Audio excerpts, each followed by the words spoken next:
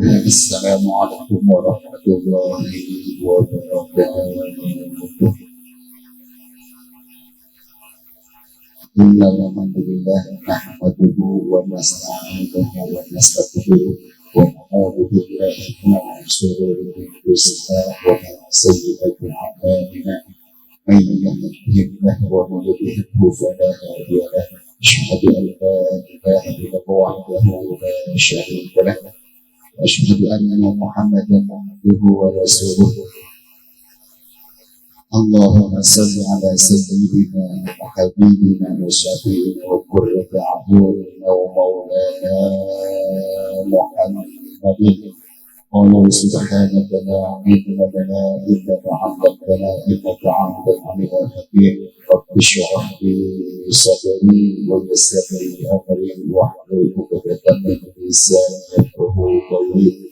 Wa qala aidan وَإِذْ تَأَذَّنَ رَبُّكُمْ لَئِنْ شَكَرْتُمْ لَأَزِيدَنَّكُمْ وَلَئِنْ كَفَرْتُمْ إِنَّ عَذَابِي لَشَدِيدٌ. صدق الله وصدق رسوله النبي الحبيب الكريم ونحن على ذلك الشاهدين والشاكرين والحمد لله رب العالمين. Hadratul Mukarramun yang saya hormati keluarga besar dari Bapak Rahmat Santosa, yang sama kita hormati guru kita bersama Al-Mukarram Bapak Ustaz Arif Al-Mukarram, Bapak-bapak taklim alam kumis dan juga taklim Bapak Rahmat yang saya tidak sebutkan satu persatu namanya, namun tidak mengurangi rasa hormat dan taklim saya. Puji dan puji syukur marilah kita panjatkan kepada Allah Subhanahu wa Ta'ala yang telah memberikan kita nikmat iman wal Islam, nikmat sehat wal afiat, nikmat panjang umur, sehingga kita sama-sama dapat mengangkat kaki kita ke tempat ini. Mudah-mudahan angkat kita dari rumah sampai ke tempat ini didapat dengan catatan amal yang disoleh oleh Allah Subhanahu wa Ta'ala. Salawat beriring salam semoga tercukupi rahmat dari junjungan kita Nabi besar Muhammad sallallahu alaihi wasallam pada keluarganya, sahabatnya, sampai kepada umat yang setia menjalankan sunnah dan ajarannya. Mudah-mudahan di yaumul akhir nanti kita semua mendapatkan syafaatul uzma dari baginda Nabi besar Muhammad sallallahu alaihi wasallam. Hadirin jamaah rahimakumullah, di sini saya sebagai pembawa acara yang pertama akan membacakan susunan acara. Yang pertama pembukaan, yang kedua penerimaan hadiah akhir kubur, yang ketiga yaitu akhir maulid pada baginda Nabi Muhammad sallallahu alaihi wasallam, yang keempat tausiah, dan yang kelima doa.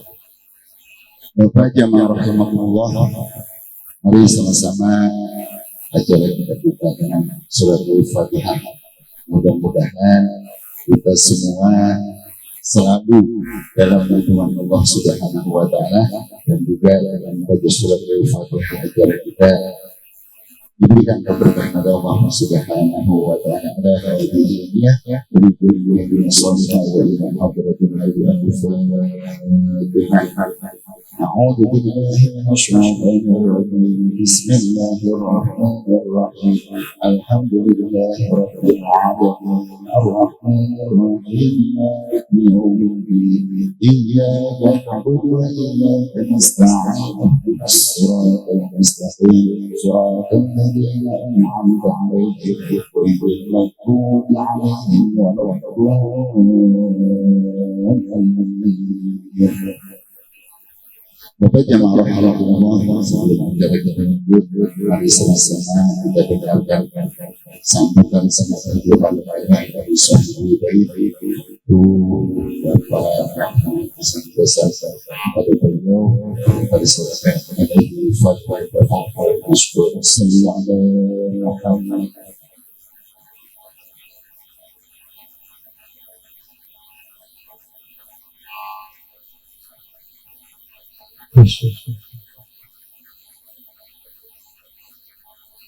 Assalamualaikum warahmatullahi wabarakatuh.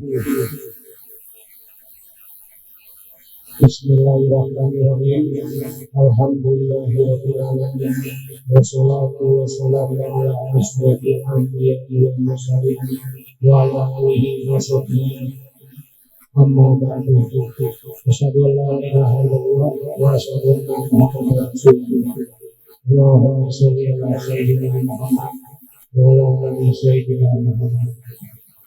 Pertama-tama marilah kita puji serta rasa syukur kita kehadirat Allah Subhanahu wa taala yang telah memberikan kita nikmat Islam, nikmat sehat walafiat, sehingga kita semua bisa berkumpul di rumah.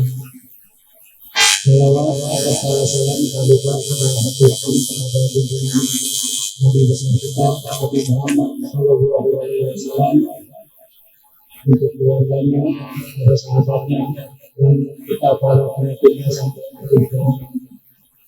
Mudah-mudahan kita semua diberi kesabaran sehingga kita semua bisa dimasukkan ke dalam surga Allah Subhanahu wa taala. Terima kasih saya ucapkan kepada Tuhan Ustaz Abdul Halim, Bapak Ewi, dan bapak-bapak taklim yang majelis Dr. Arif Abdul Rahman yang telah hadir di acara dasar kurang putra kami yang bernama Habibie Putra Sungkasa. Mudah-mudahan putra kami ini menjadi anak yang soleh, berbakti kepada orang tua dan taat ibadah.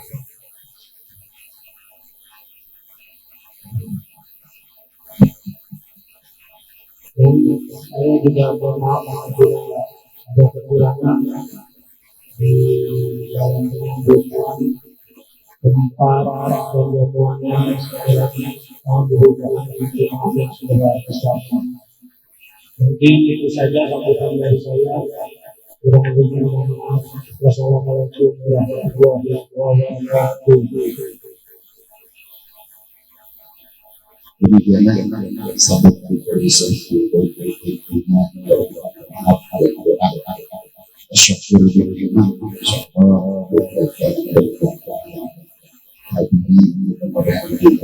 yang soleh berkati kepada kedua orang tua yang serta hadirin yang rahimahullah, berikan kita yang terhibur itu di akhir kubur yang dipimpin oleh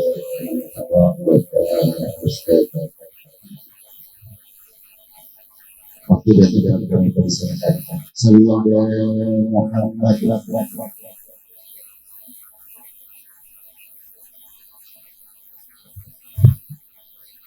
Silakan.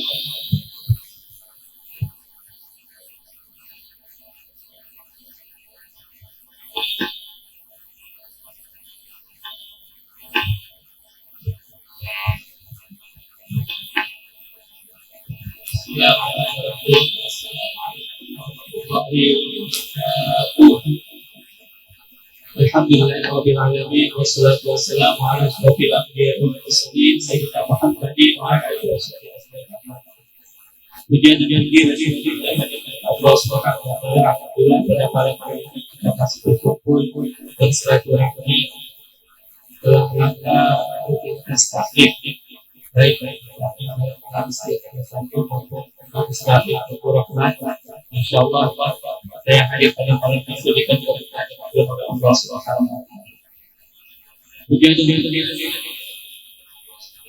Subhanahu wa kita curahkan kepada baginda Rasulullah sallallahu alaihi wasallam, baik kepada keluarganya semuanya sebagai para yang diamin dan sama-sama menghormati dari Bapak Santosa, baik orang tua, mertua, semuanya ataupun saudara di kedua belah pihak. Tidak saya sebutkan satu persatu, tidak merasa hafal dan hadir saya.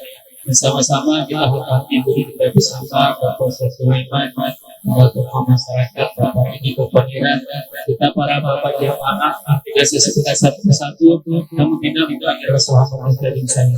Alhamdulillah pada malam hari ini saya diundang Pertama tadi sudah ditawarkan oleh sahabat baik mereka bersyukur yang sunatnya sudah apabila bagi semua musuh mudah-mudahan menanda Habibie putra santosa dan mudah-mudahan jadi anak yang soleh berbakti kepada Allah dan Rasulnya kepada orang tuanya pada agama Islam dan bangsa dan menjadi anak yang baik dan menjadi anaknya selalu dibagikan oleh kedua orang tuanya dan kita pun pada hari ini yang mendoakan mudah-mudahan kita selalu dibagikan oleh Allah Subhanahu wa Ta'ala dan orang tuanya pun mudah-mudahan segala usaha dan kerjanya dan dirancang kelancaran dan juga pendidikan terkait oleh Allah Subhanahu wa Ta'ala dan apapun hajat dan niat tersebut baik khusus yang kita undangnya pada hari ini mudah-mudahan selalu terkabul oleh Allah Subhanahu wa Ta'ala. Ya hadiah wa hadiah salihah wa hadiah bil fatihah. A'udzu billahi minasy syaithanir rajim. Bismillahirrahmanirrahim. Alhamdulillahi rabbil alamin arrahmanir rahim maliki yaumiddin. Iyyaka na'budu wa iyyaka nasta'in ihdinas siratal mustaqim. Siratal ladzina an'amta 'alaihim ghairil maghdubi 'alaihim waladdallin. Allah bertawassul kubur bagi khusus di kubur sampai baik dengan kebutuhan hari ini mudah-mudahan dengan kebutuhan yang meroboh bagi jannah yang berisau dosa-dosanya yang dilaksanakan ibadahnya dan mudah ditempati oleh Allah Subhanahu wa Ta'ala. Amin. أعوذ بالله من الشيطان الرجيم بسم الله الرحمن الرحيم فاستغفروا ربكم إنه كان غفارا يرسل السماء عليكم مدرارا ويمدكم بأموال وبنين ويجعلكم جنات ويجعل لكم أنهارا أستغفر الله العظيم أستغفر الله العظيم أستغفر الله العظيم الذي لا إله إلا هو الحي القيوم أتوب إليه من جميع الناس والجنان ولا حول ولا قوة إلا بالله العلي العظيم أشهد أن لا إله إلا الله وأشهد أن محمدا رسول الله أشهد أن لا إله إلا الله وأشهد أن محمدا رسول الله أشهد أن لا إله إلا الله وأشهد أن محمدا رسول الله اللهم صل على سيدنا محمد وعلى آل سيدنا محمد هدية من الفاتحة إلى حضرة النبي المصطفى محمد صلى الله عليه وسلم وعلى آله وأصحابه وأزواجه وذريته وبيته ولله يكون الفاتحة. أعوذ بالله من الشيطان الرجيم بسم الله الرحمن الرحيم الحمد لله رب العالمين الرحمن الرحيم مالك يوم الدين إياك نعبد وإياك نستعين اهدنا الصراط المستقيم صراط الذين أنعمت عليهم غير المغضوب عليهم ولا الضالين. الفاتحة إلى أرواح الآباء وإخوانهم الأنبياء والمرسلين خصوصا أبينا آدم عليه السلام وأمنا نوح رضي الله عنها ونخص خصوصا بربهم أفضل الرسل وآدم عليه السلام وإلى أرواح الملائكة المقربين والكرمين خصوصا ملك جبريل وميكائيل وإسرافيل وإسرائيل ومنكر ونكر ورب وعبد وملك ولكلهم السلام ولله لهم الفاتحة. أعوذ بالله من الشيطان الرجيم بسم الله الرحمن الرحيم الحمد لله رب العالمين الرحمن الرحيم مالك يوم الدين إياك نعبد وإياك نستعين اهدنا الصراط المستقيم صراط الذين أنعمت عليهم غير المغضوب عليهم ولا الضالين.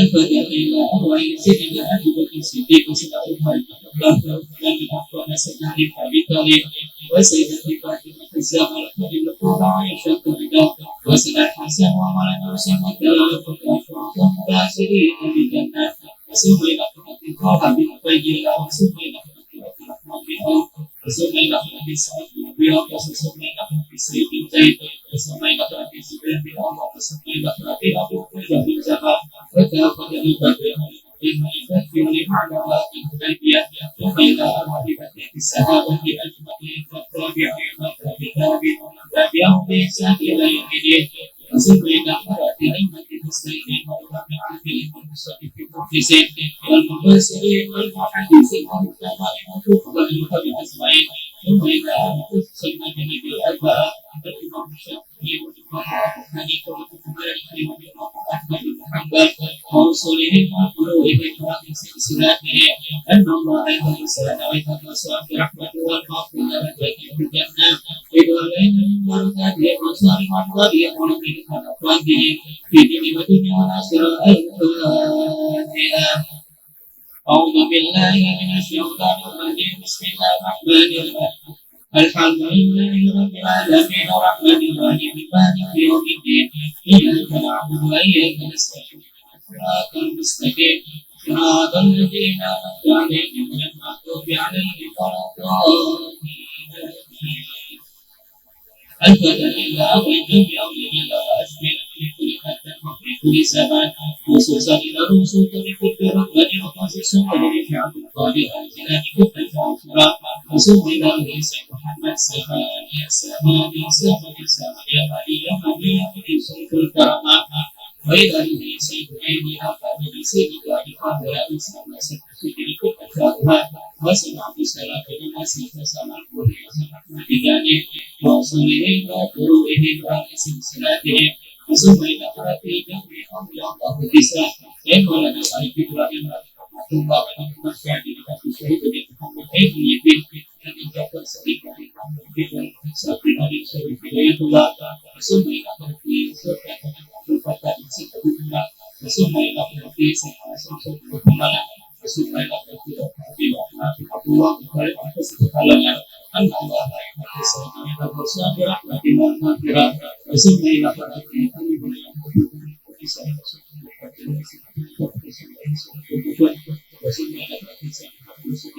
أن الله يحفظنا ويتوسل برحمته والمغفرة ولله له الفاتحة. أعوذ بالله من الشيطان الرجيم بسم الله الرحمن الرحيم الحمد لله رب العالمين الرحمن الرحيم مالك يوم الدين إياك نعبد وإياك نستعين اهدنا الصراط المستقيم صراط الذين أنعمت عليهم غير المغضوب عليهم ولا الضالين.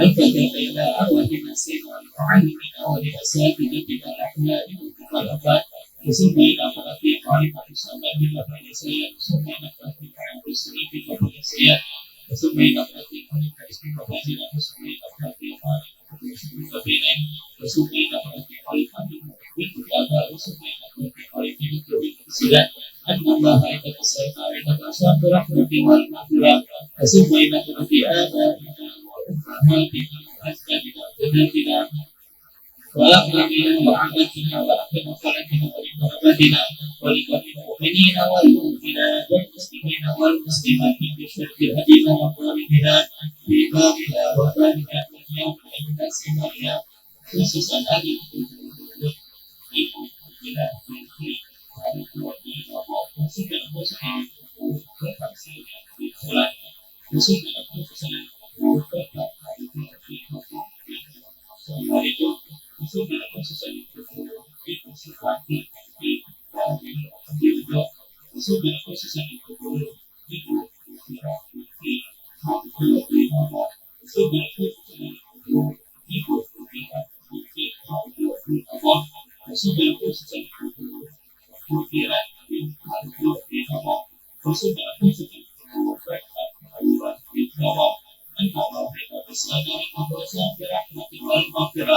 اللهم في قبورهم رضا ورحمة بشكاء بمن بشرف والأمان في اتباع معسل ولد أن إلى إمام الفاتحة. أعوذ بالله من الشيطان الرجيم بسم الله الرحمن الرحيم الحمد لله رب العالمين الرحمن الرحيم مالك يوم الدين إياك نعبد وإياك نستعين اهدنا الصراط المستقيم صراط الذين أنعمت عليهم غير المغضوب عليهم ولا الضالين. Marilah kita sebutkan untuk kita masing-masing. Sampai hari khususan hari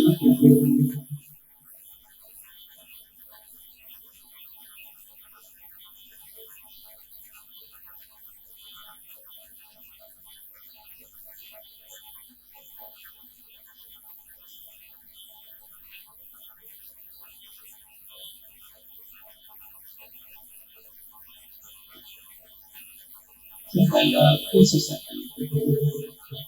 Allah berpesan kita berpesan berahmati wal maghfirah Allahumma aghfir fi quburi kita wa mata masih syukur wa syukur wal anak bi rahmatika hasin wa la ilaha al-Fatihah.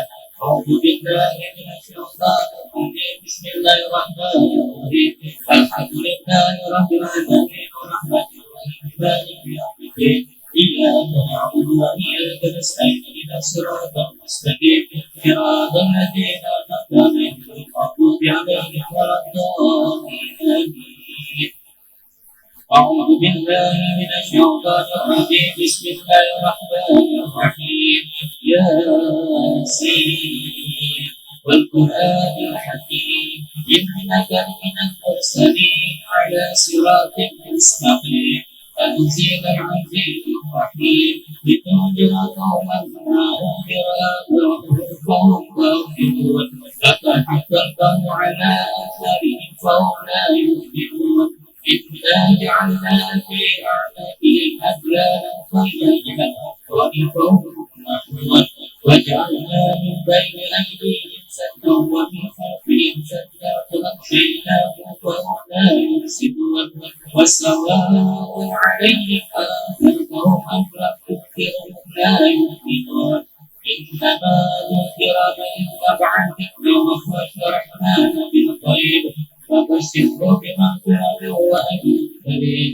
إنا نحن نحيي الموتى ونكتب ما قدموا وآثارهم وكل شيء أعطيناه في إمام مبين واضرب لهم مثل أصحاب القرية يا أهل الصبر إذ أرسلنا إليهم اثنين فكذبوهما فعزلنا بذلك فقالوا إنا إليكم مرسلون قالوا ما أنتم إلا بشر مثلنا وما أنزل الرحمن من شيء إن أنتم إلا تكذبون قالوا ربنا يعلم إنا إليكم لمرسلون وما علينا إلا البلاغ المبين قالوا إنا بغينا بكم لئن لم تنتهوا لنرجمنكم وليمسنكم منا عذاب أليم قالوا طائركم معكم إن ذكرتم بل أنتم قوم مسرفون وجاء من المدينة رجل يسعى قال يا قوم اتبعوا المرسلين اتبعوا من لا يسألكم أجرا وهم مهتدون وما لي لا أعبد الذي فطرني وإليه ترجعون أتخذ من دونه آلهة يريد الرحمن بضر لا شفاعتهم شيئا ولا ينقذون إني لفي ضلال مبين إني آمنت بربكم فاسمعون قيل ادخلوا الجنة قال يا ليت قومي يعلمون بما غفر ربي وجعلني من المكرمين وما أنزلنا على قومه من بعده من جند من السماء وما كنا مرسلين إن كانت إلا صيحة واحدة فإذا هم خامدون يا حسرة على العباد ما يأتيهم من رسول إلا كانوا به يستهزئون ألم يروا كم أهلكنا قبلهم من القرون أنهم إليهم لا يرجعون وإن كل لما جميع لدينا محفوظون وآية لهم الأرض ميتة أحييناها وأخرجنا منها حبا منه يأكلون وجعلنا فيها جنات من نخيل وأعناب وفجرنا فيها من العيون ليأكلوا من ثمره وما عملت أيديهم أفلا يشكرون سبحان الذي خلق الأزواج كلها مما تنبت الأرض ومن أنفسهم ومما لا يعلمون وآية لهم الليل نسلك منه النهار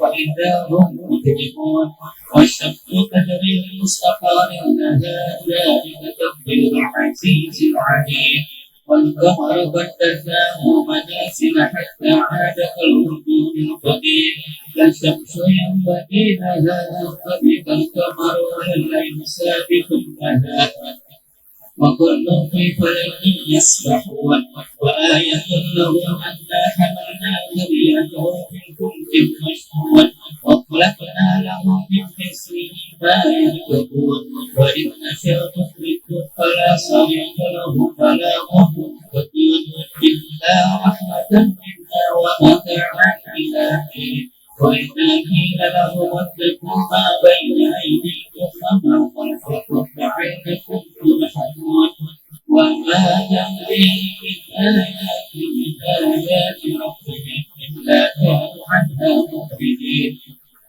وإذا قيل لهم انفقوا مما رزقكم الله قال الذين كفروا للذين آمنوا لو يشاء الله لأنعمكم في الأرض إلا في ضلال مبين ويقولون متى هذا وعد إن كنتم صادقين ما ينظرون إلا صيحة واحدة تأخذهم في السماء فلا يستطيعون توصية ولا إلى أهلهم يرجعون الناس إلى ربهم يحسنون قالوا يا ويلنا من بعثنا من مرقدنا هذا ما وعد الرحمن وصدق المرسلون إن كانت إلا صيحة واحدة فإذا هم جميع لدينا محضرون واليوم لا تظلمون أنفسكم شيئا ولا تجزون إلا ما كنتم تعملون إن أصحاب الإخلاص اليوم في شغل فاكهون هم وأزواجهم في ظلال على الأرائك متكئون لهم فيها فاكهة ولهم ما يدعون سلام قولا من رب رحيم وابتلت اليوم أيها المجرمون ألم أهد إليكم يا بني آدم ألا تعبدوا الشيطان إنه لكم عدو مبين وأن اعبدوني هذا صراط مستقيم ولقد أضل منكم جبلا كثيرا أفلم تكونوا تعقلون هذه جهنم التي كنتم توعدون اصلوها اليوم بما كنتم تكفرون اليوم نختم على أفواههم وتكلمنا أيديهم وتشهد أرجلهم بما كانوا يكسبون ولو نشاء لطمسنا على أعينهم فاستبقوا الصراط فهم لا يبصرون ولو نشاء لمسخناهم على مكانتهم فما استطاعوا مضيا ولا يرجعون وما نعمره نكسه في الخلق أفلا يعقلون وما علمناه الشعر وما ينبغي له إن هو إلا ذكر وقرآن مبين إن جرما كان حيا ويتكبر على الكافرين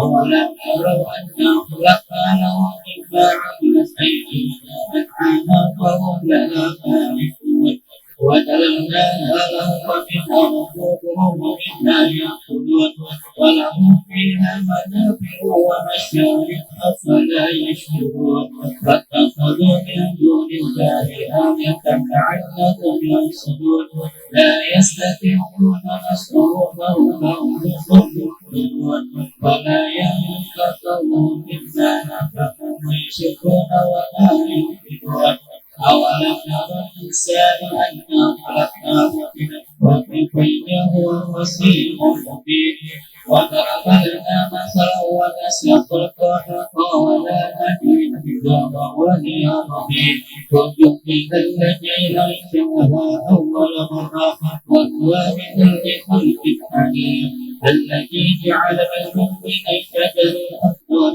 نارا فإذا أنتم منه توقدون أوليس الذي خلق السماوات والأرض بقادر على أن يخلق مثلهم بلى وهو الخلاق العليم إنما أمره إذا أراد شيئا أن يقول له كن فيكون فسبحان الذي بيده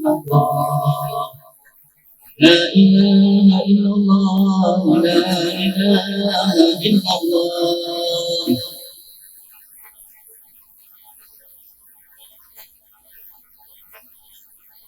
لا إله إلا الله لا إله إلا الله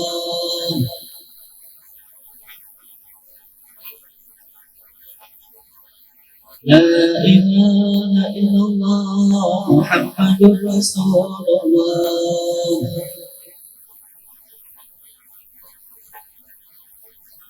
اللهم صل على سيدنا محمد اللهم صل عليه وسلم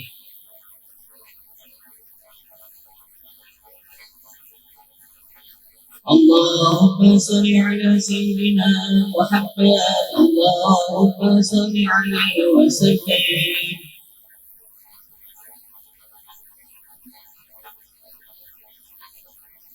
اللهم صل على سيدنا محمد يا رب صل عليه وسلم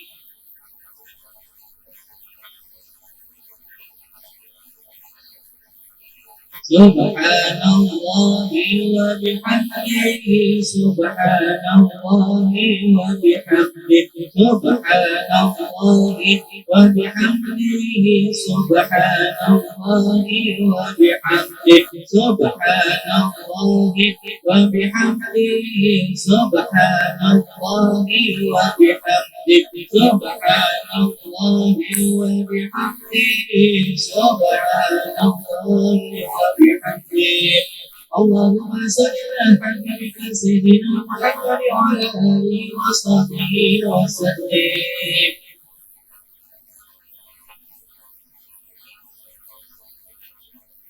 اللهم صل على حبيبك سيدنا محمد وعلى آله وصحبه وسلم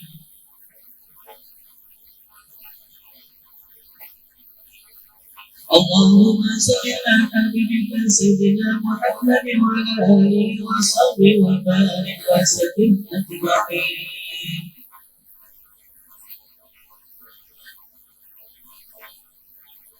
لا إله إلا الله محمد رسول الله صلى الله عليه وسلم كلمة رفعها الدنيا وعليها نعود ولها نشيش الله لنا الأمين برحمته والكرام إن الله وملائكته يصلون على النبي يا أيها الذين آمنوا صلوا عليه وسلموا تسليما والحمد لله رب العالمين Alhamdulillah Rabbil bertawassul dengan kita berdoa kepadanya yang dosa-dosa seperti itu sebenarnya yang kita kepada Allah Subhanahu wa taala kita doakan agar hati rasa dosa pada masa ini kita doakan menjadi soleh, berbakti kepada Allah dan Rasulnya, berbakti kepada kedua rumahnya, dan berbakti kepada manusia dan mudah-mudahan kita besar dosa. Insyaallah hari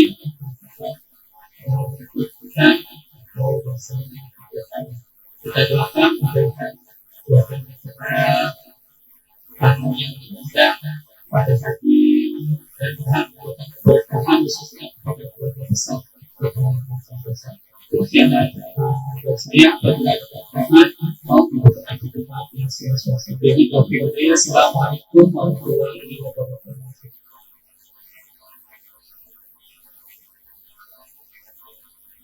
Alhamdulillah, terima kasih.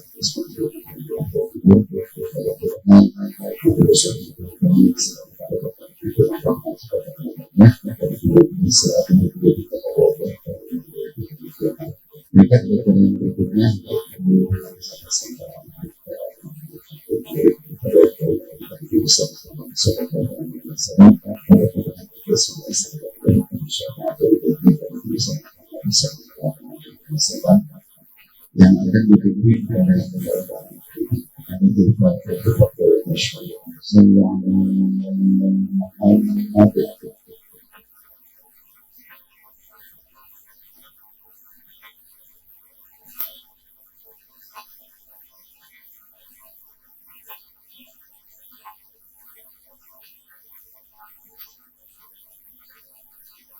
Bismillahirrahmanirrahim. Assalamualaikum warahmatullahi wabarakatuh.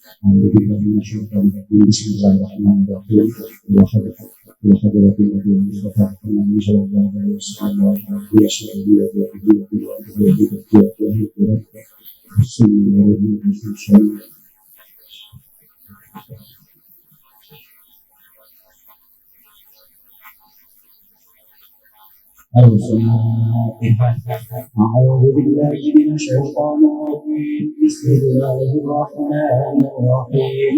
الحمد لله رب العالمين الرحمن الرحيم مالك يوم الدين. إياك نعبد وإياك نستعين اهدنا الصراط المستقيم صراط الذين أنعمت عليهم غير المغضوب عليهم ولا الضالين. آمين. اللهم صل وسلم على سيدنا محمد وعلى آل سيدنا محمد. يا رب صل على محمد. يا رب صل عليه وسلم.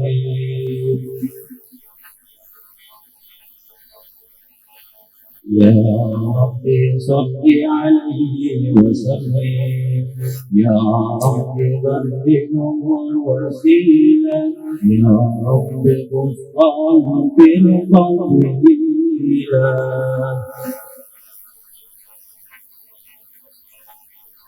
يا رب صل عليه وسلم. يا رب وارضى عن الصحابة. يا رب وارضى عن الصلاه. يا رب صل على محمد. يا رب صل عليه وسلم. يا رب وارض عن المشايخ. يا رب فارحم والدينا. يا رب صل على محمد. يا رب صل عليه وسلم. يا رب وارحمنا جميعا. يا رب وارحم كل مسلم. يا رب صل على محمد. يا رب صل عليه وسلم. يا رب واغفر لكل مسلم. يا رب لا تقطع جهانا. يا رب صل على محمد. يا رب صل عليه وسلم. يا رب صل على محمد. يا رب صل عليه وسلم. على محمد. يا رب صل عليه وسلم. يا رب يا سامع دعانا. يا رب بلغنا نزور. يا رب صل على محمد. يا رب صل عليه وسلم. يا رب تغشانا بنوره. يا ربي ضانك وأمانا. يا ربي صل على محمد. يا ربي صل عليه وسلم. يا ربي وسع إنا بنانا يا رب أجرنا من عذابك يا رب صل على محمد يا رب صل عليه وسلم يا رب وارزقنا الشهادة يا رب ارزقنا بالسعادة يا رب صل على محمد يا رب صل عليه وسلم يا رب واصلح كل مصلح يا رب واكفي كل مؤذي يا رب صل على محمد يا رب صل عليه وسلم يا رب نختم بالمصفح يا رب صل عليه وسلم يا رب صل على محمد يا رب صل عليه وسلم اللهم صل وسلم وبارك عليه اللهم صل وسلم وبارك عليه وعلى آله بسم الله الرحمن الرحيم إنا فتحنا لك فتحا مبينا ليغفر لك الله ما تقدم من ذنبك وما تأخر ويتم نعمته عليك ويهديك صراطا مستقيما وينصرك الله نصرا عزيزا لقد جاءكم رسول من أنفسكم عزيز عليه ما عنتم حريص عليكم بالمؤمنين رؤوف رحيم صلى الله عليه فإن تولوا فقل حسبي الله لا إله إلا هو عليه توكلت وهو رب العرش العظيم إن الله وملائكته يصلون على النبي يا أيها الذين آمنوا صلوا عليه وسلموا تسليما اللهم صل وسلم أشرف صلاة وتسليم على سيدنا ونبينا محمد رؤوف رحيم اللهم صل وسلم وبارك عليه اللهم صل وسلم وبارك عليه وعلى آله بسم الله الرحمن الرحيم الحمد لله القوي الغالب الولي الطالب البائس الوارث المانع السالب عالم الكائن والبائن والزائد واللاهب يسبح الآفل والماهر والطالب والغالب ويوحد الناتق والصامت والجامد والذاهب يضرب بعدله الساكن ويسكن بفضله الضارب لا إله إلا الله حكيم أدحر بديع الحكمه والعجائب في تركيب هذه القوالب خلق محقا وعدما وعود وعرقا ولحما وجلدا وصور في نجم مختلف متراكب مما إلا به يخرج من بين الصلب والترائب لا إله إلا الله كريم بساط لقلبه بساط كرمه والمواهب ينزل في كل ليلة إلى السماء الدنيا وينادي المستغفر هل من تائب هل من طلب حاجة قول له مطالب ولو رأيت القدام قياما على الأقدام وقد جادوا بالدموع السواكب والقوم بين دادم وتائب وقائب لنفسه يعاتب وابك من الذنوب إليه هارب فلا يزالون في الاستغفار حتى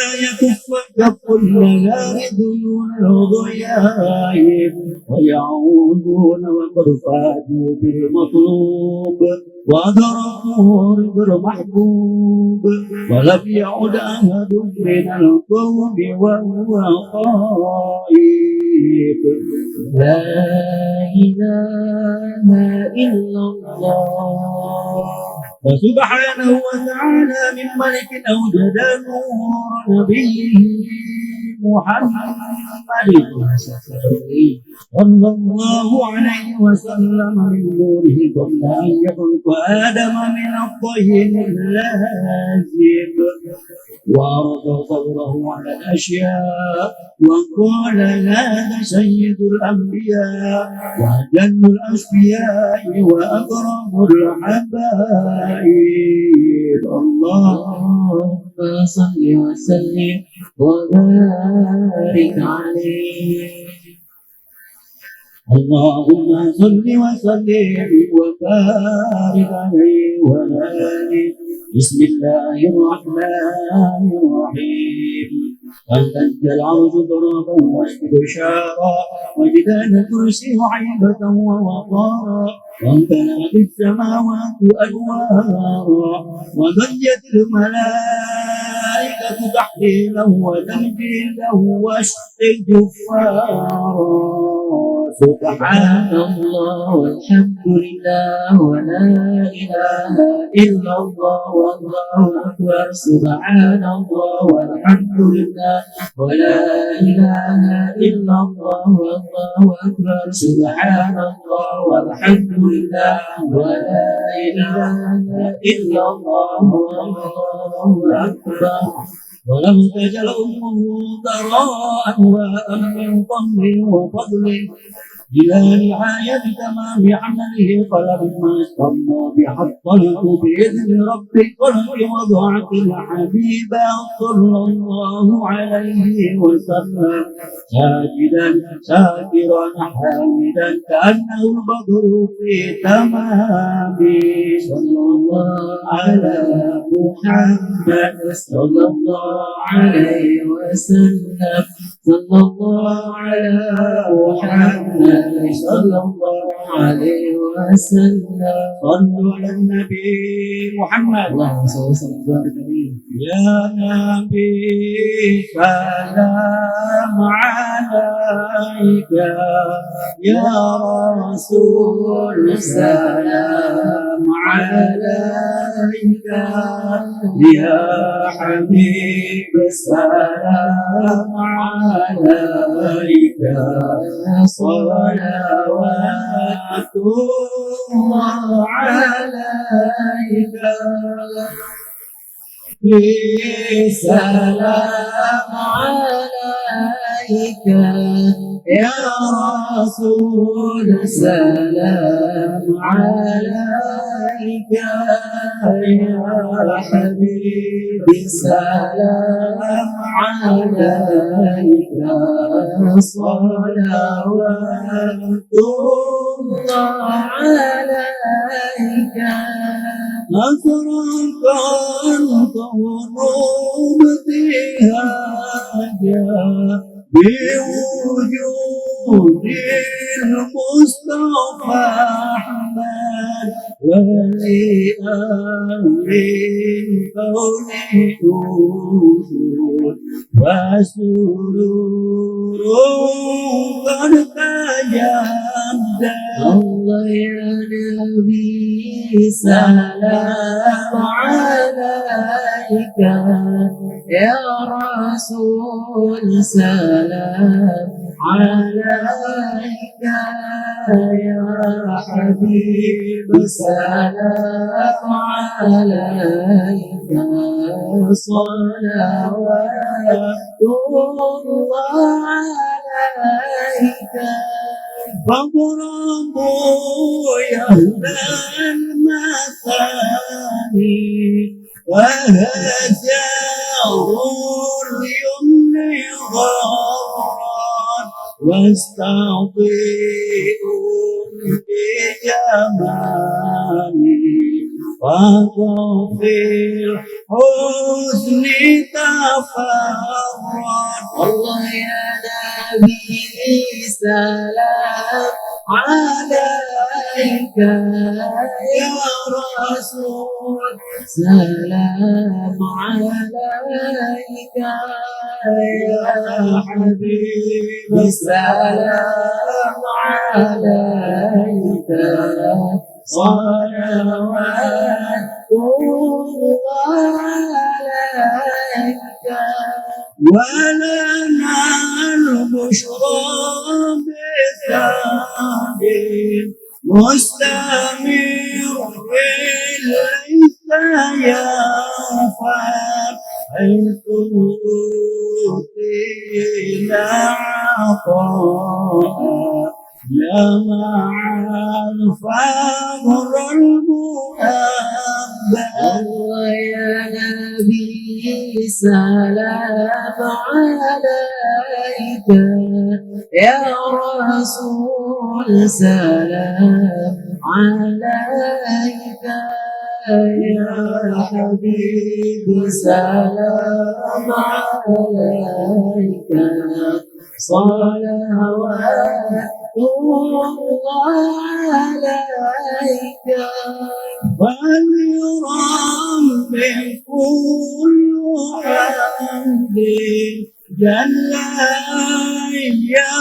يغفره العبد إذ حببنا بوجود المصطفى هادي محمد يا نبي سلام عليك يا رسول سلام عليك يا حبيبي سلام عليك صلوات الله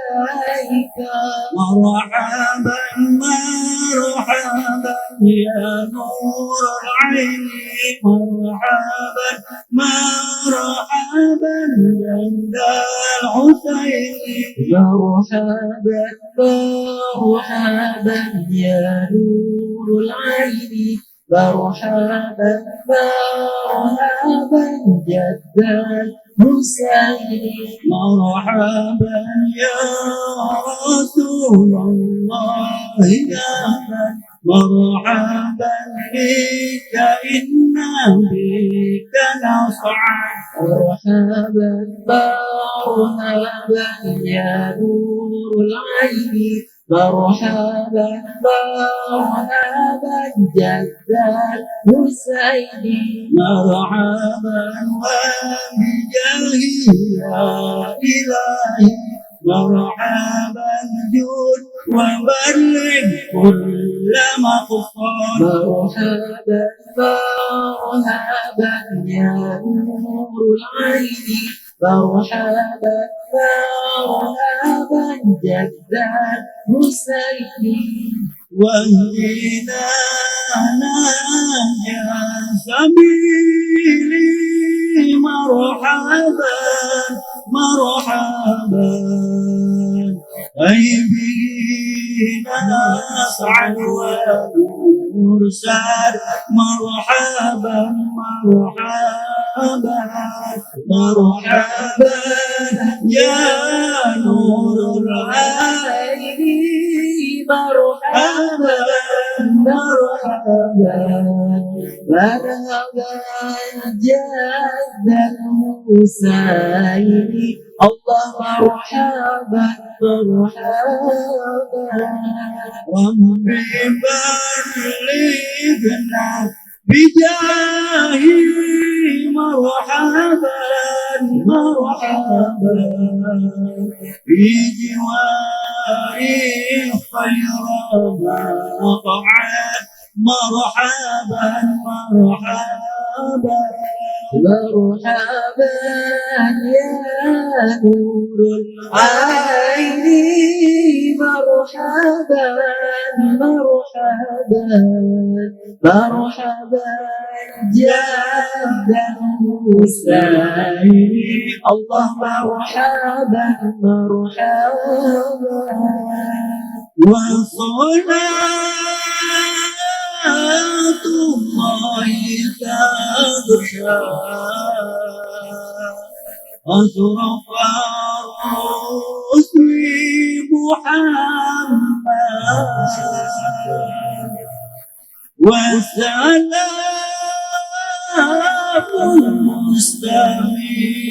المستمرون والليل يتجدد صلى الله على محمد مرحبا صلى الله عليه وسلم مرحبا صلى الله على محمد مرحبا يا ربي صل عليه وسلم مرحبا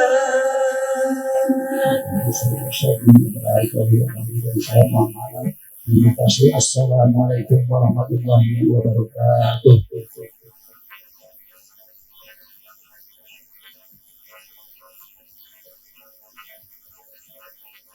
Alhamdulillah. Terima kasih.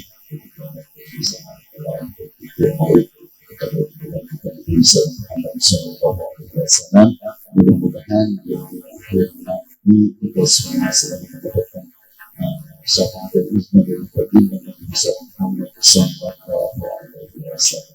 Hadirin yang rahmatullah, perkataan berikut itu Tuhan Ayu yang akan disampaikan kita bersama dengan Ustaz Muhammad. Ini kita berkata syukur sallu ala Muhammad.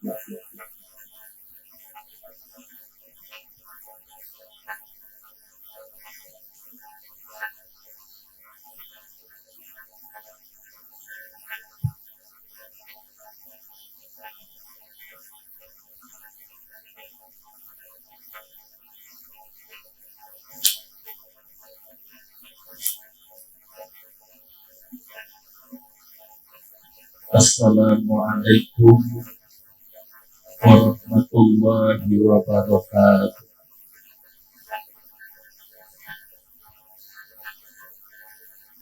Alhamdulillah Rabbil Alamin. Wassalatu wassalamu ala asrafil anbiya wal mursalin Imamil Muttaqin Sayyidina wa Maulana Muhammadin wa ala alihi wa ashabihi ajma'in amma ba'du. Wa subhanaka la ilma lana illa ma 'allamtana innaka antal alimul hakim. Rabbi shrah li sadri wa yassir li amri wahlul 'uqdatam min lisani yafqahu qawli. Rabbi yassir wa la tu'assir wa bika min khair. Yang terhormat Sohibul Bait Bapak Rahmat Santosa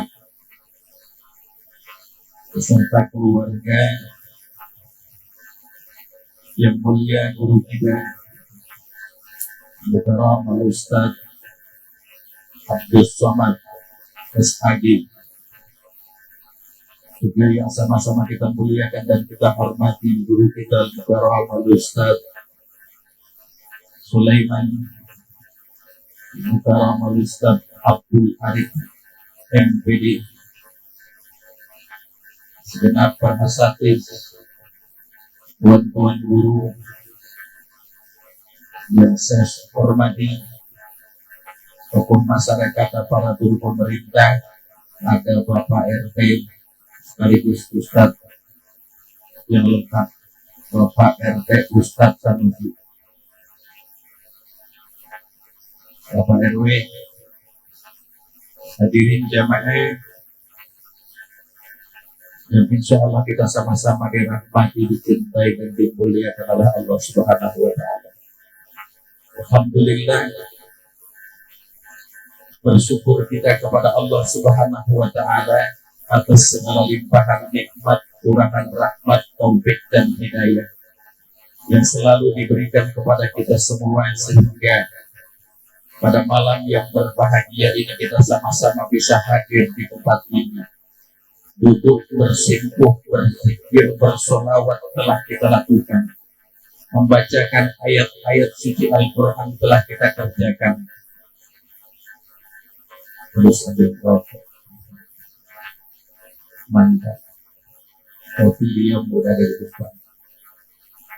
Ya. Mudah-mudahan langkah kita ke tempat ini senantiasa mendapatkan ridho dari Allah Subhanahu wa Ta'ala. Kemudian juga Allah persiapkan limpahan pahala buat kita semua. Salawat dan salam semoga senantiasa tercurah kepada Nabi kita Nabi Muhammad Sallallahu Alaihi Wasallam, pada para keluarganya, sahabatnya, dan juga kita selaku umatnya. Mudah-mudahan kita tetap istiqomah dalam menjalankan ajaran-ajarannya. Jamaah rahimakumullah, hadir kita ke tempat ini sebagai kebiasaan rutin kita. Pertama, ada taklim di tempat ini. Yang kedua, ada acara tasyakur Hakikah Ananda Habibi Putra Santosa. Ini mudah-mudahan cerdas dan solehnya seperti Habibie. Ya. Ini kan namanya doa, nama biasanya doa, harapan dan keinginan orang tua. Makanya ngasih nama jangan sembarangan. Ya. Namanya Fir'aun. Repot, biar kata ada di Quran juga Pak. Ya. Makanya kasih nama yang bagus itu dianjurkan oleh Rasulullah Sallallahu Alaihi Wasallam. Jadi kita mau kasih nama sembarangan. Tapi juga jangan hanya sekedar memberi nama. Ada usaha, ada upaya. Dari harapan kita, bukan hanya harapan kosong, tapi ada perjuangan yang harus kita lakukan agar terrealisasi dambaan, keinginan, dan harapan kita. Mudah-mudahan bapaknya Pak Rahmat Santoso diberikan rezeki yang luas oleh Allah Subhanahu wa Ta'ala, diberikan kesehatan, anaknya juga diberikan kemudahan dalam belajarnya, dan kelak menjadi anak yang soleh sebagai pelanjut sejarah penerus cita-cita orang tuanya. Dan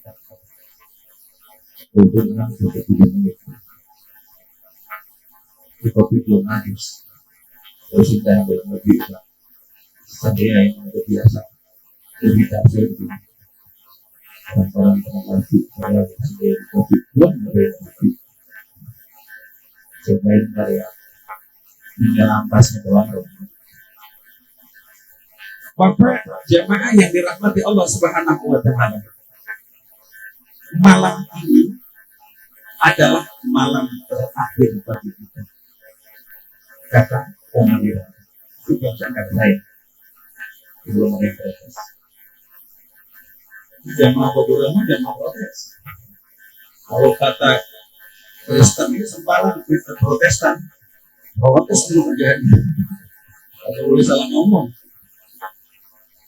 Kenapa saya katakan malam ini adalah malam terakhir? Malam minggu ini adalah malam terakhir kita. Karena malam minggu depan kita sudah berganti tahun. Ini. Berganti tahun berarti bertambah umur kita. Tapi ingat, berkurang jatah hidup kita. Ingat. Makanya untuk itu mari sama-sama kita merenung diri, kita muhasabah, kita introspeksi diri kita. Pertama, apa yang harus kita lakukan? Kata Sayyidina Ali karramallahu wajhah, orang yang hari ini atau orang yang tahun ini lebih baik dari tahun kemarin, dia adalah orang yang beruntung. Orang yang tahun ini sama saja dengan tahun kemarin, dia termasuk orang yang merugi. Dan orang yang hari ini atau tahun ini lebih buruk dari tahun kemarin, dia termasuk orang yang celaka. Celaka. Kalau ngomong makanan keluar, 12 kan.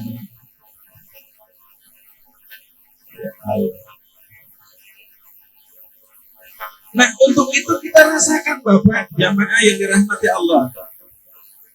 Kita tahun kemarin ngapain aja? Banyak ibadah kita, sekarang makin lebih banyak lagi ibadah kita atau enggak? Kalau makin lebih meningkat lagi ibadah kita, berarti kita termasuk orang yang beruntung di tahun ini. Tapi kalau kemarin mendablek, sekarang masih mendablek juga, itu atau di tengah dulu. Ya? Nggak ada perubahan. Awat rajin ke masjid, getol, maksiat, imbang. Nggak ada perubahan. Berarti dia termasuk orang yang rugi. Dan kalau orang yang tahun ini kemaksiatannya jauh lebih besar dibandingkan tahun-tahun kemarin, berarti dia termasuk orang yang celaka. Kenapa dikatakan celaka? Udah mungkin tua atau orang tua dong, bukannya pada insaf. Alhamdulillah juga. Kita ini sesungguhnya berganti hari, berubah bulan, dan bertahun pun berlalu, sesungguhnya umur kita nambah, jatah hidup kita kurang. Selangkah demi selangkah kita maju ke depan, sesungguhnya semakin dekat pada garis finish kehidupan kita. Emang ada orang makin maju ke depan makin jauh dari kuburan? Gak ada. Makanya kita jangan sampai seperti yang disindir oleh Abu Nawas, wa umrina yasun fi kulli yaumin wa zambin da'idun kaifahima. Umur kita berkurang, jatah hidup kita berkurang, tapi dosa kita makin bertambah. Kenapa mau berobat? Terima kasih. Ini jawabnya sumpah sama. Ya, itu Pak. Emang begitu kenyataannya kita. Kadang-kadang kita terlalu terbuai, terpesona, terlena, tergila-gila sama dunia. Padahal dunia hanyalah sementara dan fata morgana. Begitu Pak. Allah sudah sampaikan wa mal hayatud dunya illa la'ibu wa lahu. Dan tidaklah kehidupan dunia itu hanyalah sementara, permainan dan senda gurau saja. Kita sekarang lagi pada main-main, lagi canda-canda, asik dengan urusan-urusan dunia, dengan canda-canda kita. Kadang sampai lupa ibadah kepada Allah Subhanahu wa Ta'ala. Ya. Padahal walad darul akhiratu khairul lil ladzina yattaqun.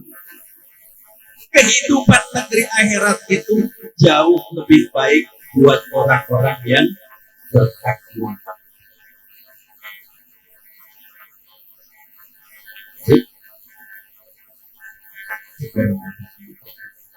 Saya masalahnya kalau kena kopi panas nggak bisa merek.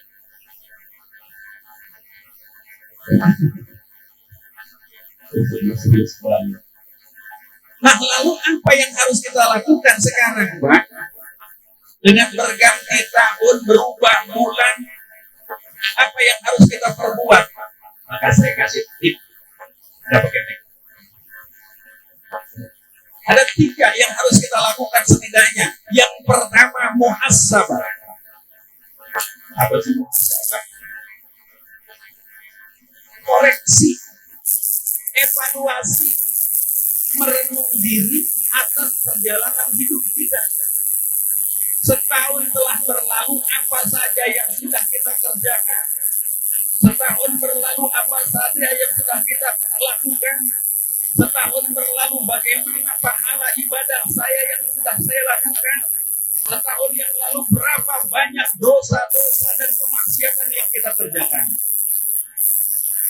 Para yang punya perusahaan ini kan kalau tahun ganti akhir tahun begini lagi badan Audit semua.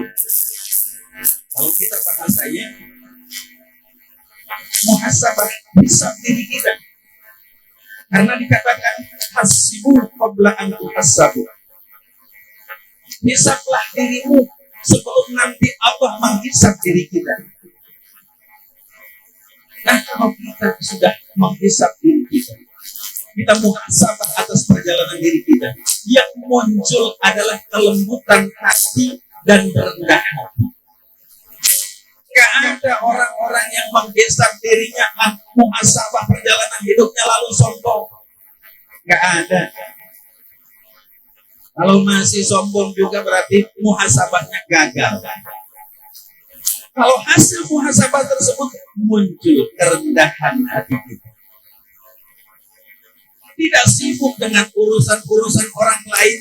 Tidak sibuk mengkoreksi dosa-dosa orang lain. Sementara kita sadar dosa kita saja sudah terlalu banyak dan belum kita banyak bertaubat kepada Allah Subhanahu wa Ta'ala.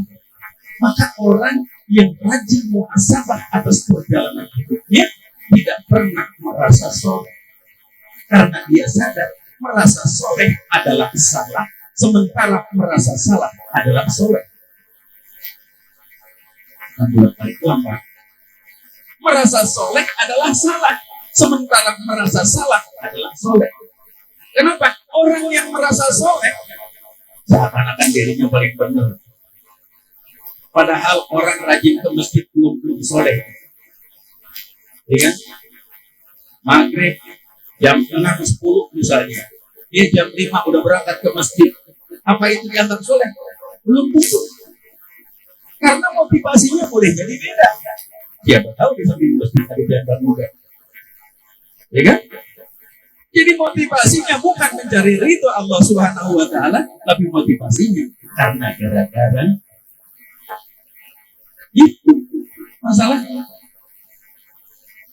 Betul ya? Udah benerin aja. Kelar urusan. Ya. Jadi jangan merasa diri kita soleh. Karena orang yang merasa soleh lupa untuk bertaubat kepada Allah Subhanahu wa Ta'ala. Kalau kita merasa diri kita salah, kita buru-buru. Ya, istighfar, buru-buru taubat kepada Allah Subhanahu wa Ta'ala. Yang lebih repot lagi, udah salah, nggak mau ngaku salah. Itu ada makhluk Allah yang kayak gitu, Bang. Udah salah, nggak mau ngaku salah. Siapa? Iblis. Iblis kan udah salah ya, tapi nggak mau ngaku salah. Nah, makanya kalau ada manusia di zaman sekarang, banyak salahnya nggak mau ngaku salah. Bukan, orang kami mungkin. Enggak. Makanya yuk sama-sama. Ya Allah, dosa saya banyak. Ampuni ya Allah. Kita banyak menangis memohon kepada Allah Subhanahu wa Ta'ala. Ya. Kita banyak istighfar. Menyimak ganti tahun, banyakan di jalanan dibanding bangun tengah malam istighfar kepada Allah Subhanahu wa Ta'ala. Besok lihat ya, punya duit bukan buat sedekah beli petasan, Wah, saya dibutuhin tukang petasan nih. Ya. Punya duit buat sedekah, bukan buat beli petasan. Petasan dibakar, jedar, jedar, jedar, jedar. Yang nikmatin siapa? Ya orang lain. Kita cuma bisa wah, cuma begitu doang. Yang nikmatin siapa? Orang lain yang nikmatin. Makanya sekali lagi besok nih, orang-orang Sidodong masuk orang kundurin saya tahun baru berganti tahun jangan pernah keluar rumah, duduk di rumah baca Quran, kemudian istighfar lebih banyak kepada Allah Subhanahu wa Ta'ala, kemudian bertobat kepada Allah Subhanahu wa Ta'ala, minta diberikan hidayah agar berganti tahun besok kita menjadi lebih baik lagi kepada Allah Subhanahu wa Ta'ala. Yang berikan Pak, udah ganti tahun naik motor pakai kaos doang, ya agak pakai helm, ngebut, tiba-tiba ceker. Ya, mestinya kan kita istighfar ya, ganti tahun banyakin taubat kepada Allah Subhanahu wa Ta'ala. Ini muhasabah buat kita, buat saya yang banyak dosanya. Bapak-bapak sih alhamdulillah ya tahu sendiri kan, kalau seperti itu ceritain ya itu karena muhasabah ini diajarkan oleh Allah Subhanahu wa Ta'ala. Ya ayyuhallazina amanu taqullah wal tanzur nafsum ma qaddamat lihat. Wahai orang-orang yang beriman, bertakwalah kepada Allah Subhanahu wa Ta'ala dan tanyakan diri kalian masing-masing apa yang sudah diperbuat untuk hari esok kita. Ngapain baik kemarin? Ya? Ngapain baik kemarin? Ibadah ke masjid, duduk di taklim. Alhamdulillah orang-orang semua yang tahu di rumah. Yang kedua, setelah muhasabah ini 3 ini sudah 12 sudah. Redo, saya dengan redo. Ya. Yang kedua, setelah kita muhasabah, lalu apa yang harus kita lakukan? Hijrah. Nah, hijrah bisa kita artikan pindah. Hijrah bisa kita artikan melangkah. Hijrah bisa kita artikan menuju ke tempat yang lebih baik lagi. Kita sadar bahwa jalan hidup kita penuh dosa. Kita sadar bahwa perjalanan hidup kita selama setahun banyak hilaf dan salah yang kita perbuat. Maka sekarang kita sadari bahwa kita harus menjadi lebih baik lagi. Nih, ya, menjadi lebih baik. Jangan kayak kemarin-kemarin juga. Kemarin hayya ala sholat, hanya di rumah aja. Kemarin dia bilang orang laki kalau yang lagi sholat baik di rumah, ya baik enggak. Waktu ini mau kena, ya. Sekarang mah Pak nggak kayak zaman dulu. Zaman dulu mau sholat di masjid jauh. Ini atu-atunya masjid dengan area ini. Jauh lagi di sebelah sana. Kau tahu? Memang saya dipilih di sini. Ya. Jadi sekarang kan tinggal kita. Oh, musola, Al-Ghifar ada. Dekat rumah Ustaz Arif ada.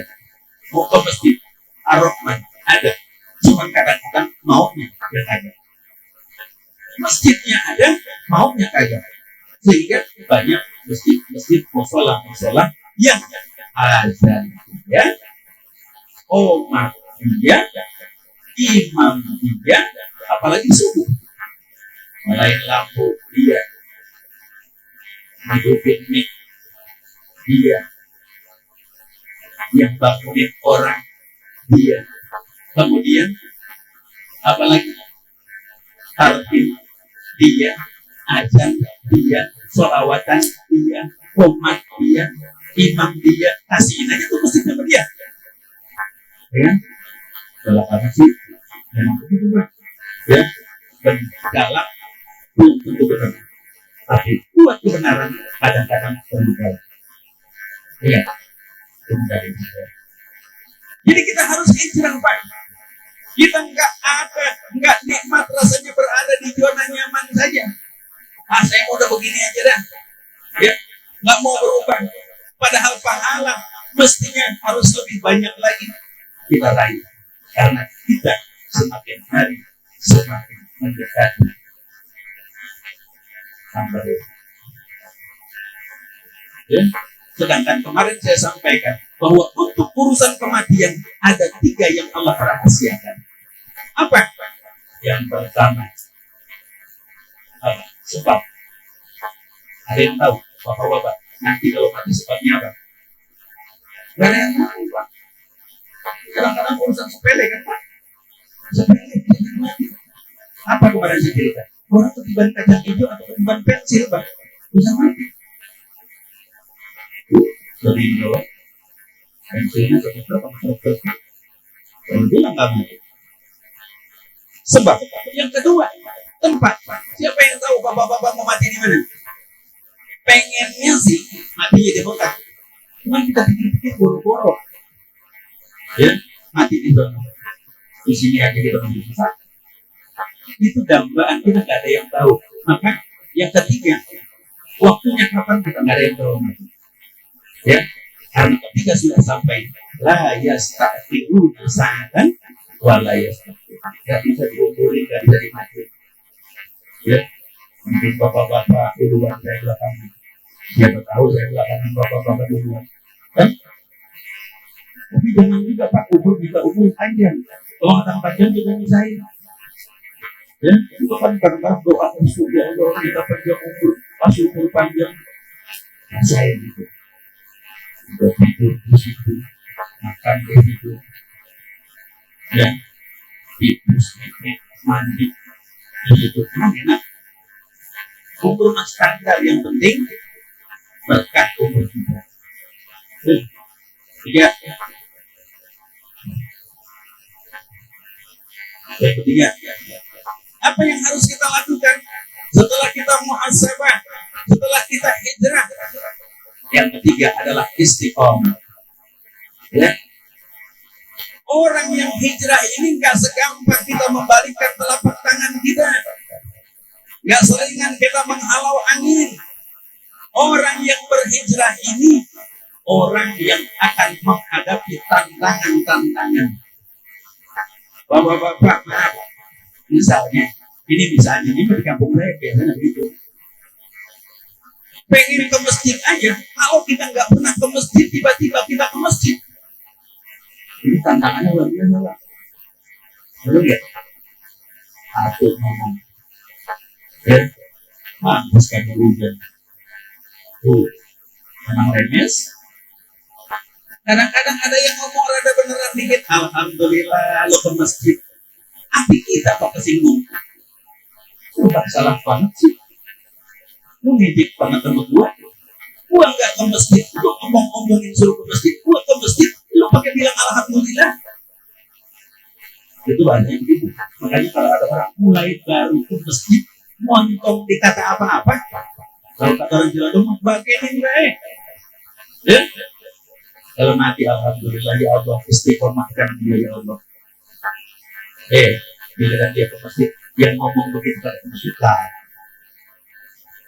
Ya, dan kampung saya begitu, saya, tidak bersini. Untuk istiqomah itu berat, ya, karena tantangannya pasti ada. Untuk istiqomah itu berat, karena cobaannya pasti ada.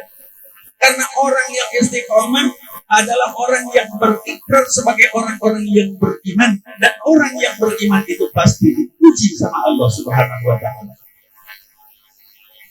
Karena saya pernah, tahat istimewa saya pernah, mungkin Ustaz, acara tahlilan, saya disuruh ngoceh, saya juga ngoceh di beliau tergantung tempatnya, ya, saya ngomong selesai, pulang, beberapa hari saya balik lagi, dia suruh ngoceh lagi saya. memang bisa segitunya. Selesai ada orang aki-aki tua, ya aki-aki yang tua kan, ada aki-aki tua, peot,